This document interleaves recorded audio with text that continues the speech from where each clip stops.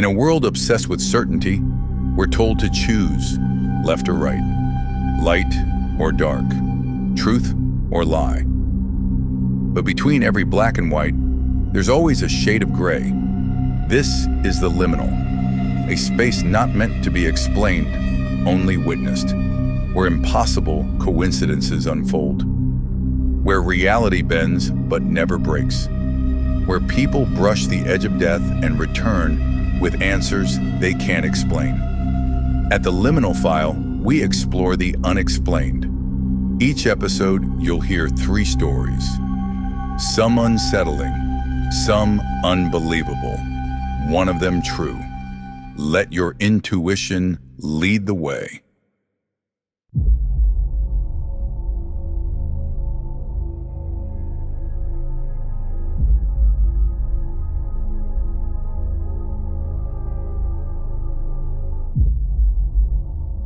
I don't even know why I'm posting this. Maybe because I can't tell anyone in my real life. Maybe because I don't want anyone else to make the same mistake. There's this woman in my city people whisper about. You won't find her online. She doesn't need to advertise. People just know. I went to her because I thought I couldn't handle losing him. Every unanswered text hit me hard. I knew I should have walked away, but I wasn't ready. She didn't ask questions. She didn't have to. She handed me instructions and told me to follow them exactly.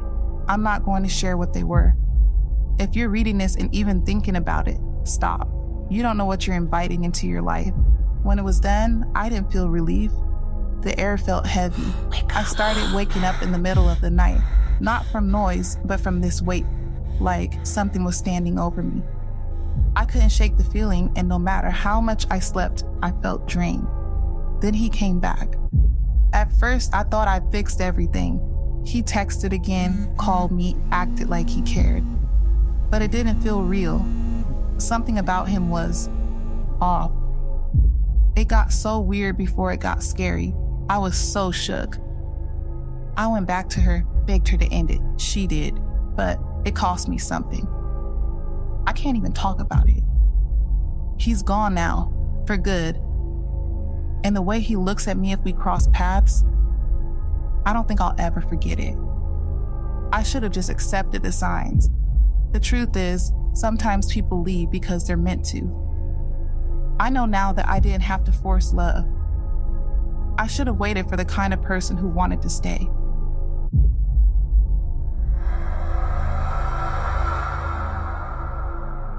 I don't have an explanation for what happened that night. None of it makes sense. Not the way it started, not the way it ended. The only thing I can figure is that it has something to do with how I was raised. I grew up in a house where spirituality wasn't optional. My granny especially. She was the kind of woman who could see straight through you. When I turned 16, she tied a bracelet around my wrist. She said it was for protection, but I think she had other reasons too. Back then, I was hanging around with some hood niggas in the neighborhood. Niggas who were into things they had no business being into. I wasn't deep in it, but I wasn't far enough away either. I think she saw that. She never said it outright, but she didn't have to. You're not invincible, Marcus, she told me once, but your spirit will warn you if you listen. I never took the bracelet off, not once. Fast forward to last week, I came up on a brand new PS5. I already had one, so I listed it on Craigslist, easy flip. About an hour later, I got a message from this woman. She said she was a single mom. Her son had been saving up, and she wanted to surprise him. Friendly, polite, didn't haggle. Just asked if she could come by that night to pick it up. Normally, I don't let people come to my crib. I meet in public spots, no exceptions. But something about this felt different, safe. I thought to myself, why not? It's just a quick sale. Around 7 p.m., she texts, I'm pulling up now. I did my usual little prayer at the door, grabbed the PS5, stepped outside. And as soon as I did, it felt off. The air seemed heavier, thicker, no dogs barking, no cars passing, just silence. My senses sharpened. Every step felt deliberate, like I wasn't moving on my own, but being guided. It was subtle, but undeniable. This sense that something was being revealed to me. There was a car out front, dark gray Malibu, tinted windows, engine running. I started walking toward it, expecting the window to roll down or something, but it wasn't her. It was a man in the driver's seat, hands on the wheel, staring dead ahead. In the back seat, 2 more men, same thing, perfectly still. Something inside me said, turn around, go back inside now. I didn't argue. I backed up slowly, opened my door, slipped inside, and locked up. I set the PS5 down, grabbed my strap. I peeked out through the blinds. They hadn't moved. Then this thought hit me, not even a thought, more like a voice deep in my chest. Take out the tires, make sure they can't leave if this goes bad. I grabbed my knife, tucked it into my hoodie, slipped my strap into my waistband, and went back outside. The stillness was still there, but I wasn't afraid. I felt steady, focused. 4 quick slashes. Boom. Tires shredded. Still nothing. No sound, no movement. I was tripping out. I went back inside, locked up, called the police, and just watched.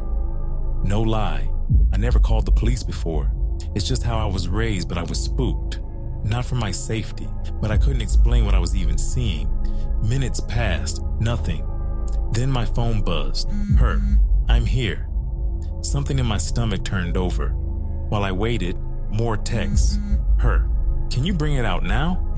Her, I'll send my husband up to take a look. Husband? I thought you said you were a single mom. Then I saw the back door of the car open.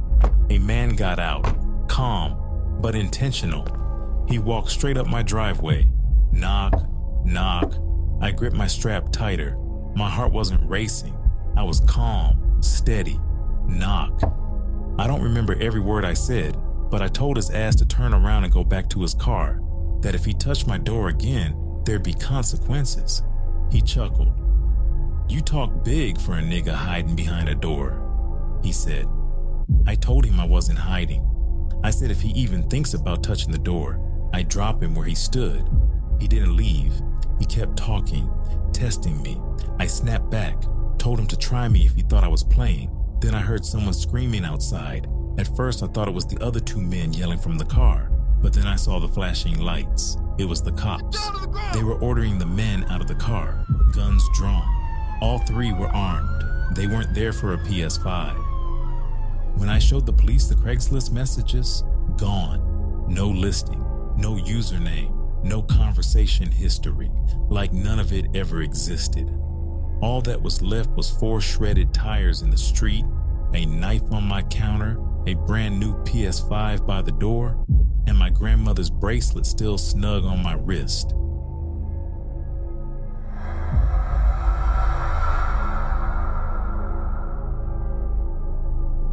This happened to me a couple of years ago. I was biking to work as per my usual routine, and I was at a crosswalk waiting to cross when I heard tires squealing.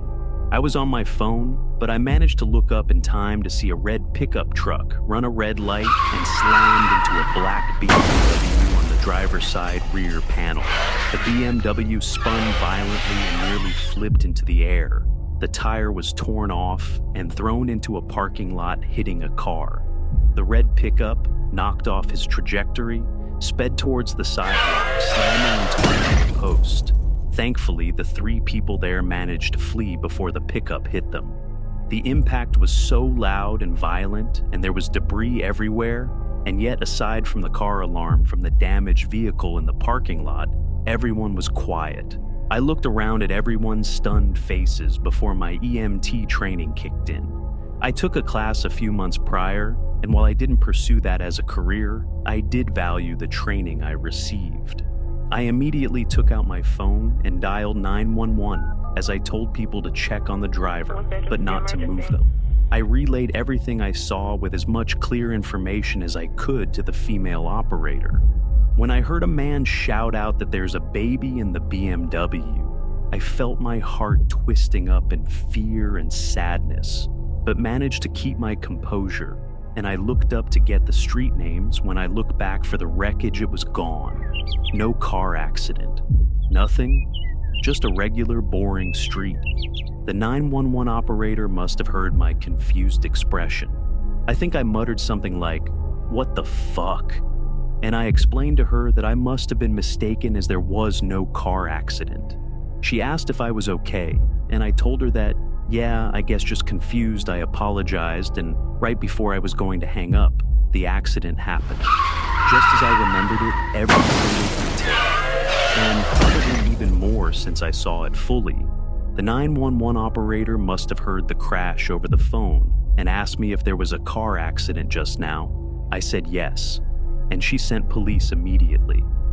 I stayed on the phone with her for a few minutes as we both tried to figure out what the hell just happened. We were both very confused as to the situation and just decided to leave it behind us. I don't believe in the supernatural, and I for sure would have just dismissed this as a random, fleeting thought. If it wasn't for the fact that I had a 5-minute call with 911 on my phone. Edit. I did stick around, and while the mom was pretty beat up, the baby was okay. From what I saw when the ambulance took them, the red pickup driver was drunk, as evident by him trying to run and fight people who held him back until the police cuffed him.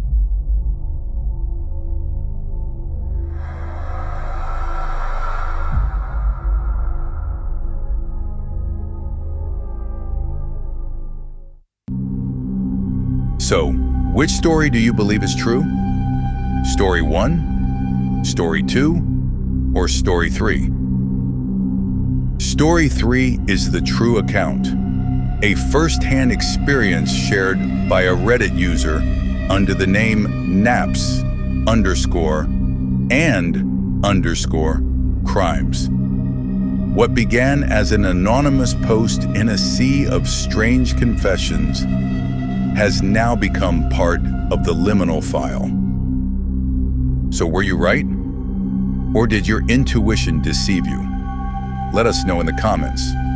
Were you one of the few who sensed the truth? Or did the mystery lead you astray?